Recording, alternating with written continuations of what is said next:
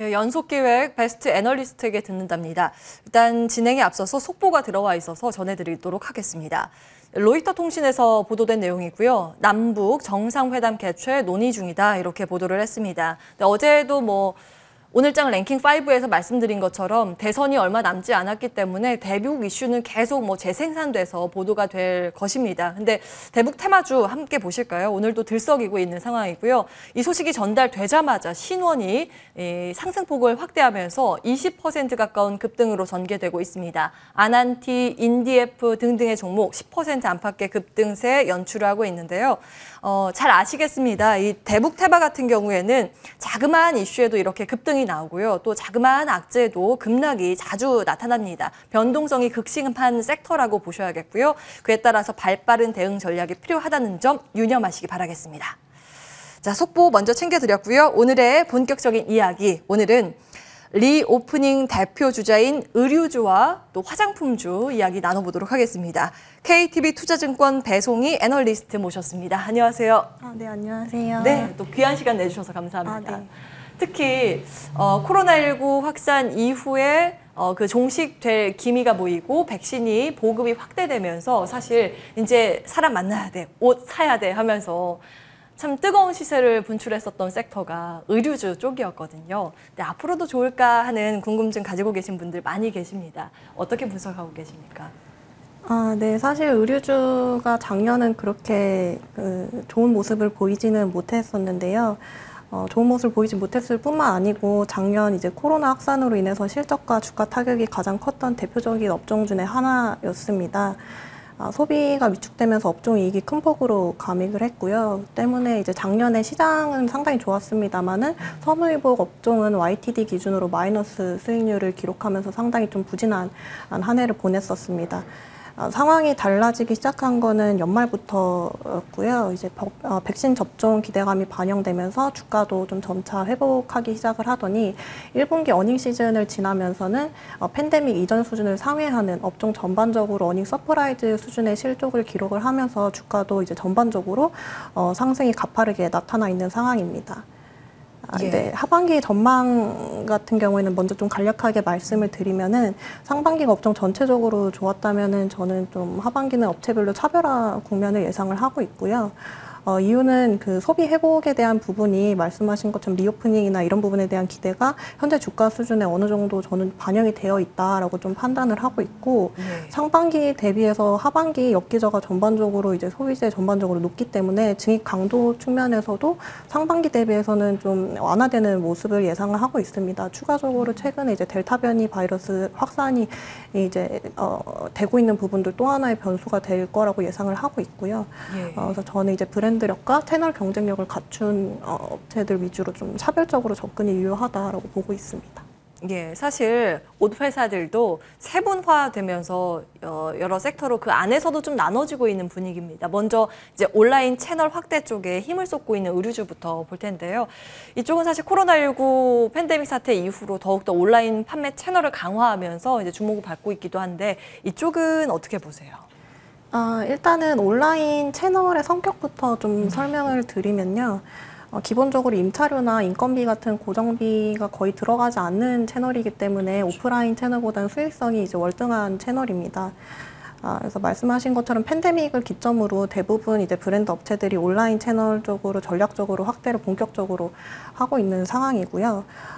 이 채널 확대에 대한 효과는 매출액 측면에서는 오프라인 채널이 빠지는 부분을 좀 상세 메이크업해주는 효과가 1차적으로 있을 것이고 이익 측면에서는 이제 온라인 채널의 가장 강점인 수익성이 좋다라는 점들이 좀 반영이 되면서 이익률이 좋아지는 효과를 기대할 수 있는데요. 이제 작년에 특히 이 채널에서 대응을 가장 잘했던 기업은 한섬과 SJ그룹 두 회사를 좀 말씀드릴 수 있을 것 같아요. 이 두 회사는 작년에 이제 온라인 매출이 50% 이상 큰 폭으로 상승을 했고요. 매출 비중 측면에서도 20%, 30% 수준의 이제 좀 규모 있는 채널 온라인이 좀 자리매김을 한 상황입니다. 그래서 이 효과로 두 업체 다 작년에 실적이 업종 내에서 가장 좀 선방을 한 바가 있고요.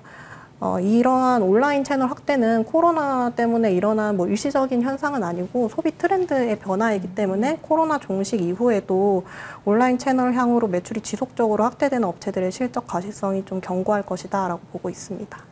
예. 한섬은 현대백화점 그룹 계열의 패션 회사라고 보시면 되겠고요. 네. SJ그룹은 칸골이라는 브랜드 좀 들어보셨을 거예요. 저도 이제 칸골 브랜드의 운동화를 보유하고 있는데 꽤 이제 젊은 층에서 인기를 받고 있는 브랜드입니다. 두 기업을 딱 집어서 말씀을 주셨고 앞으로의 이제 온라인 판매 채널에 대해서 긍정 평가 주셨기 때문에 지금부터도 계속 좀 볼만한 기업이다 이렇게 정리하면 되겠습니까? 네, 맞습니다. 예, 온라인 채널 먼저 봤고요.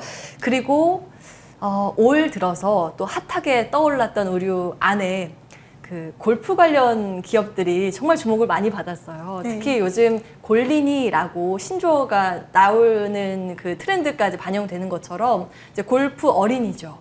많은 분들이 골프를 하시다 보니까 이 옷 판매도 같이 뛰는 모양이거든요. 향후 전망은 어떻게 보세요?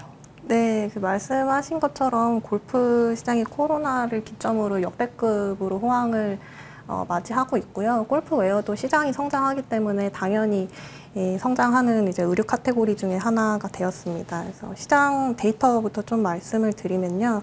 작년 기준으로 골프웨어 시장 성장률이 10% 이상으로 좀 파악이 됩니다. 이거는 시장 성장이나 여타 다른 복종 성장률보다도 이제 큰 폭으로 상회하는 수준이라고 보시면 되고요. 규모 수준도 이제 5조 원 이상 좀 기록을 하면서 상당히 좀 대형 복종으로 자리매김을 한 상황입니다. 전망 같은 경우에는 저는 시장 성장이 계속 될 것으로 보고 있고요. 이유는 그 말씀하신 것처럼 이제 골린이라고 하죠. 2030 젊은 골퍼들이 유입이 되면서 골프 인구 자체가 증가하고 있습니다. 기존에 이제 골프라고 하면은 중장년층들이 주로 즐기는 좀 빛반 스포츠다라는 인식이 있었던 반면에 최근에는 좀 패션과 유행에 민감한 세대가 새로운 소비층으로 등장하면서 이제 호황이 추세적으로 이어질 것이다라고 보고 있습니다. 예. 관련 기업들이 굉장히 많잖아요. 주목하는 기업들 몇 개 좀 추려주신다면 이게 관심주의 개념이 아니라 이제 골프 관련 사업을 하고 있는 기업이 어떤 게 있는가 궁금해하실 것 같아서요. 네. 일단은 골프 의류를 전문으로 하는 기업 같은 경우에는 가장 대표적으로 크리스 앰펜시나 카스텔 바작 같은 기업들이 있고요. 최근에 이제 골프 의류 성장세가 워낙 높다 보니까 이제 비상장이나 이제 PE 쪽에서도 투자가 활발하게 나타나고 있는데 이러한 부분에서 좀 협업을 해가면서 최근에 새롭게 골프 의류를 사업 영역에 추가한 대형주 중에서는 좀 FNF를 말씀드릴 수 있을 것 같습니다. 예, FNF도 말씀을 주셨고 종목들 조금 추려드리면 크리스 FNC 말씀을 주셨는데 주가 상황만 놓고 보면 거의 신고가 영역이거든요. 프리미엄 브랜드 파리게이츠라고 알고 계실 거예요.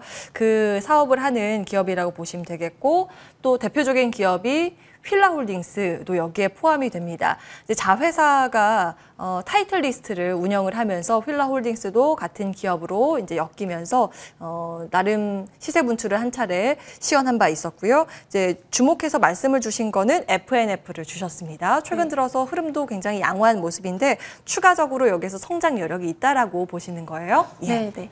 예, 의류주, 골프 의류 관련해서는 최선호주 FNF로 찍고 다음 거 보겠습니다.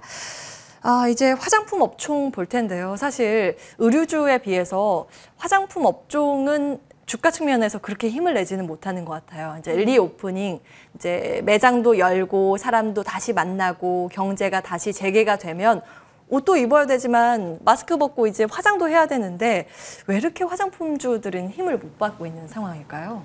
네, 일단은 그 소비재를 관통하는 큰 틀의 투자 포인트가 이제 리오프닝인 거는 맞습니다만은 의류와 다르게 화장품주 같은 경우에는 가장 이제 중요한 전방이 이제 중국이라고 하는 다른 국가에 좀 걸쳐 있기 때문이라고 봐주시면 될 것 같고요. 중국 같은 경우에는 작년에 코로나 상황이 1분기를 저점으로 2분기부터는 특히 소비 상황이 2분기부터는 이제 YOY 플러스를 기록할 정도로 거의 정상화 국면을 띈 국가입니다. 그래서 때문에 때문에 이제 1분기 같은 경우에는 화장품 업종도 의류와 마찬가지로 실적 모멘텀이나 이제 기저효과라든가 이런 부분들을 충분히 누렸습니다만은 2분기부터는 오히려 역기저가 좀 올라와 있는 상황이고 여기에 추가적으로 이제 작년 6.18 때 이제 글로벌 경쟁사들이 모두 좀 역대급으로 프로모션 한 것에 대한 그런 쪽의 부담도 충분히 있는 상황이고요. 그래서 올해 그 LG생활건강 지난주에 좀 실적 발표가 있었는데 이 부분이 시장에서 우려하는 부분들을 좀 여실히 드러내는 좀 부진한 실적을 기록했다고 보시면 될 것 같아요. 그래서 사실 이건 조금 너무한 거 아닌가 싶어요. 왜냐하면 최대 실적을 기록했거든요. 네. 물론 기대했던 것보다 조금 못 나오긴 했지만 근데 주가가 어느 정도 빠졌냐면 차트 좀 나가면 좋을 것 같은데요. 그 전에 170만 원 위에서 거래가 됐는데 두두두두 연일 급락을 해서 지금은요 148만 원 수준, 150만 원도 안 되는 그런 상황이거든요. 그러니까 지금 당장의 실적이 아니라 미래 가치가 과연 괜찮을까에 대한 의구심이 주가의 발목을 잡았다라고 말씀을 주신 것 같아요. LG생활건강과 아모레퍼시픽. 그럼 앞으로 조금 더 이제 기대를 낮춰야 될까요? 네, 저는 그래야 될 걸로 보고 있고요. 일단은 그 시장 기대치를 하회한 것도 하회한 거지만 사실 세부적인 내용이 말씀하신 것처럼 향후 이제 개선에 대한 가시성이나 믿음을 충분히 주지 못한 실적이었다고 보고 있어요. 특히 좀 짚고 넘어가야 될 부분이 중국 성장률인데요. 이제 LG생활건강 같은 경우에는 중국 성장률이 국내 브랜드 중에서는 가장 수치상으로도 높았고 시장 성장률을 항상 상회했던 브랜드 있는데 이번 분기 처음으로 이제 중국 성장률이 중국 이제 화장품 시장 성장률을 하회를 했습니다. 그래서 네, 이 부분이 세부 수출 네, 데이터가 그랬군요. 예. 네, 그래서 이 부분은 사실은 그 중국 시장에서의 경쟁 심화에 대한 우려로 이어질 수밖에 없는 상황이고 추가적으로 마케팅 비용이 좀 늘어났다라는 코멘트도 있었거든요. 그래서 마케팅 비용이 늘었는데도 매출이 이제 효율적으로 올라오지 못하면서 숫자 자체도 좀 미스를 했지만 내용 측면에서 하반기 전망을 그렇게 밝게 볼 수는 없는 상황이다 이렇게 말씀드릴 수 있을 것 같아요. 좀 보수적으로 보셨습니다. 그러니까 네. 표면적으로 나타나는 데이터 수치만 보지 말아야겠네라는 생각이 좀 들었어요. 수출 데이터 국가별로 어떻게 성장세, 역성장세 나타나는지를 따져봐야 된다라는 관점에서 중국이 아쉬웠다 이런 평가. 일단은 그러면 완성 화장품은 보수적인 관점 주셨으니까 그 하단에 위치한 OEM, ODM 업체들은 어떻게 보시는지도 궁금합니다. 어쨌든 뭐 LG생활건강이나 뭐 아모레퍼시픽이나 이쪽에 납품을 하지 않더라도 다른 회사로 납품을 하는 기업들은 화장품 소비가 늘면 OEM, ODM 업체들은 이제 판매가 좋아지는 거니까 여기에서는 기회가 없을까요? 아, 네, 맞게 짚으셨고요. 일단은 그 대형 브랜드사들은 중국 쪽으로 불확실성이 지금 대두된 상황이기 때문에 저는 오히려 이제 빅2에 대한 의존도가 낮은 ODM 기업이나 부자재 업체들이 업종 내에서 상대적으로 좀 안정적인 주가를 보일 것으로 예상을 하고 있어요. 그래서 가장 좀 대표적인 기업이 코스맥스인데 코스맥스는 상반기 중국 성장률이 한 40% 가까이 될 것으로 예상을 하고 있습니다. 이거는 시장 성장률이 한 20% 중반 정도인 것을 감안하면은 이를 상회하는 상당히 좀 좋은 숫자라고 보시면 될 것 같고요. 이유는 일단은 말씀드린 것처럼 코스맥스는 빅2 의존도가 상당히 낮은 회사입니다. 그래서 중국 쪽에 익스포저가 높은 기업인데 사실은 이 회사는 코로나 이전부터 중국향으로 해서 온라인 고객사나 좀 성장하는 고객사 향으로 이제 영업을 상당히 활발히 전개해온 기업이에요. 그래서 이 효과가 좀 작년부터 시작해서 올해까지도 실적 모멘텀으로 좀 이어지고 있다라고 보시면 될 것 같고요. 추가적으로 단순 생산을 넘어서 올해 이제 3월이죠. 이제 중국의 최대 메이크업 브랜드인 이셴 그룹과 합작법인을 설립하고 좀 성장성이 있다고 판단되는 브랜드들한테는 소액이지만 직접 투자를 진행하기도 하면서 확장성까지도 좀 챙겨가려고 하는 그런 모습을 보이고 있습니다. 예.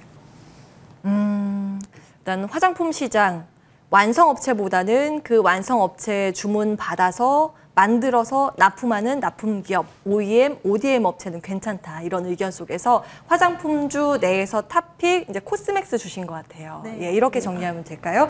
그럼 오늘 전반적으로 이제 화장품과 의류주에 대한 이야기를 들어봤는데요. 마무리 전략으로 포인트 간략하게 주신다면요. 아, 네. 일단은 화장품 의류 전반적으로 기저 구간이 상반기 대비해서는 하반기가 좀 부담스럽다라는 점이 좀 공통적으로 섹터를 좀 짓누르는 요인이 될 수 있을 것 같아요. 그래서 이런 부분에 있어서 저는 브랜드 경쟁력이나 채널 경쟁력을 확보한 업체들 중심으로 차별적으로 접근하자라고 이제 화장품 의류를 통틀어서 말씀드릴 수 있을 것 같고요.